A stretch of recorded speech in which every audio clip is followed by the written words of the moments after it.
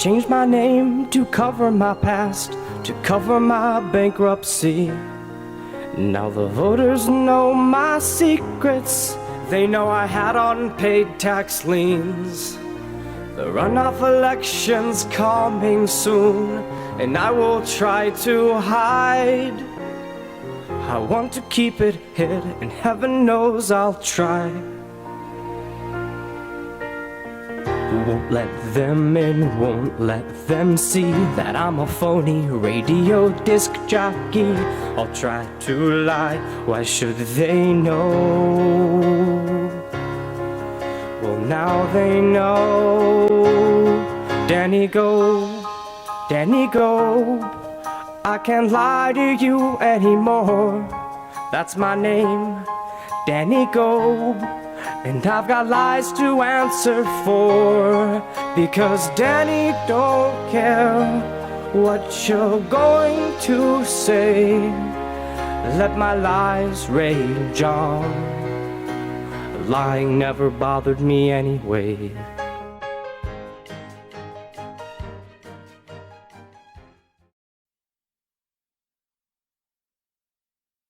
What the fuck did I just watch? That was an actual political ad. Texas Lieutenant Governor David Dewhurst running an attack ad against Senator Dan Patrick. Understand something. The race for lieutenant governor in Texas, that's not a small position. It's not something that doesn't mean anything. If you're the lieutenant governor, you're basically number 2 in the state. You're the second highest ranked person in government in the entire state. Something happens to the governor, you take over, I think, if you're the lieutenant governor. And this is what the ad looks like. Think about how embarrassing that is for a second. Was there a single policy fact in there? Anything about, hey, this is what I plan to do if need be, or this is what my belief system is, or this is what my opponent thinks, or this or that. You're parodying a song that's from the movie Frozen. If that sways anybody, those are the dumbest voters on planet Earth, without a doubt. Without a doubt. If anybody could watch that and go, I wasn't going to vote for David Dewhurst, but now I'm 100% about to vote for David Dewhurst because I love the way that they're singing. That's so gross. That's so terrible. If I was that guy, now I'm going too far, but if I was that guy, I wouldn't be able to sleep at night. People, for whatever reason, these elected officials think that governing is not a very important, very serious thing. And it's one of the serious things that we could ever do. The idea of governing. Hey, I'm going to be in charge of setting policy that directly affects your lives and whether or not you go to jail or how much money you have to pay in taxes or what we spend the money on, et cetera, et cetera. And these guys are just joking around.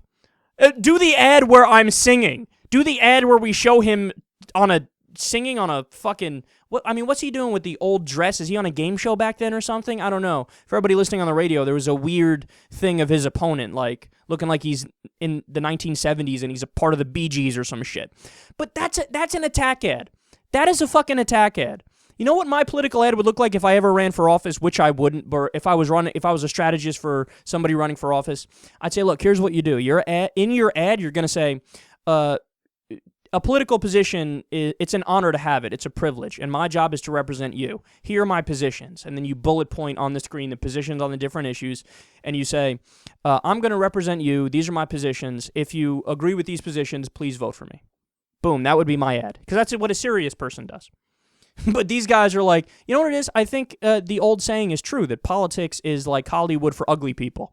Where all they huge egos, they just want to be loved. They just want to be in front of people. So they're out there like, dude, release the ad where we're singing and it's funny and 7-year-olds will like it.